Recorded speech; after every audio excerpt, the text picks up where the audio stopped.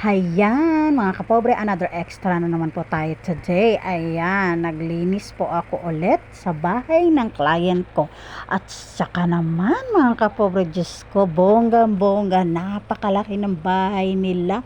Oh my God, grabe, nagulat naman ako. Diyos ko, ipinaayos sa akin yung isang kwarto na yun, natambak at punong-puno ng mga branded bags. Oh my God, yung mga nakasabit na yan, mga kapobre, naku, hirap na hirap akong maglinis dyan dahil isa-isahin mo yan. Inisa-isa ko talaga yan magpunas-punas dyan. Tapos pinag-aayos yung mga nakakalat nilang kadami-daming mga monitor ng computer. Tapos ayan, inayos ko na po pa isa-isa yung bag, Diyos ko. Tapos habang inaayos ko yan, mga kapobre, biglang bumigay yung lagayan ng bag ng client ko. Kasi sa sobrang dami, nabigatan, Diyos ko, nagkumpuni pa ako dyan ng lagayan niya ng bag.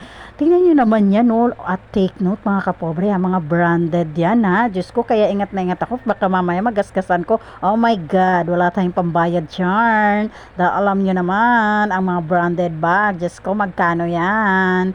Baka yung ibayad nila sa akin, wala pa sa 1/4 ang halaga ng bawat isang bag na yan. Pinupunas-punasan ko yan dyan, tapos inaisa-isa, paglagay dyan, pabalik sa lagayan ng bag. Tapos yung iba, nakabalot pa. Diyos ko, tingnan nyo na lang, wala na akong nagawa, kundi sa pag-ayos pa lang ng mga bag na yan. Diyos ko, wala na akong ibang na, sobrang tagal kong natapos dyan sa isang kwarto na yan na puno ng sandamakmak na mga branded bags.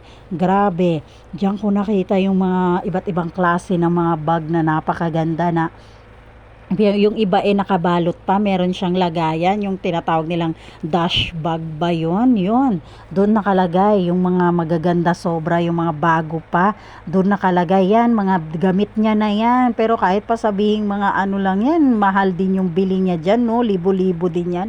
Diyos ko, kaya kailangan ingat na ingat tayo, baka mamaya mapunit naman natin, diba? Naku, wala tayong pambayad dyan, mga inday, mga kapobre, alam nyo naman, pobre lang tayo, 'di ba? Sabi nga nila, bahalag pobre basta hilas, o 'di ba? Hilas kaayo. Hilas kaayo tayo kahit wala tayong wawarts.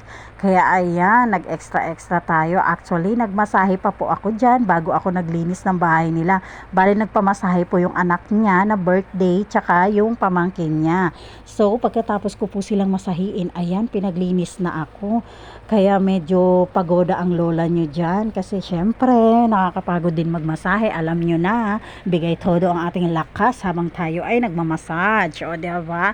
Actually, trabaho ko po talaga ang pagiging masahista. Ewan ko ba, bakit yung mga client ko, bakit pag merong mga palinis o mga paano dyan sa mga kabahayan nila, ako pa talaga yung kinukuha. Ayaw pa kumuha ng ibang tao. Gusto pa talaga, ako pa mismo. Diyos ko, walang mga tiwala. Ayan, tingnan nyo naman, punong-puno na yung lagayan ng bag niya. Meron pa yan, marami pa yan dun sa tabi. Hay, naku, kasama ng mga maleta, ng mga malalaking maleta, Diyos ko, kaya naku, wala na akong nagawa dyan. Kaya naku, pagoda, anong oras na ako nakauwi, Diyos ko, hindi man lang ako nakakalahati ng bahay nila.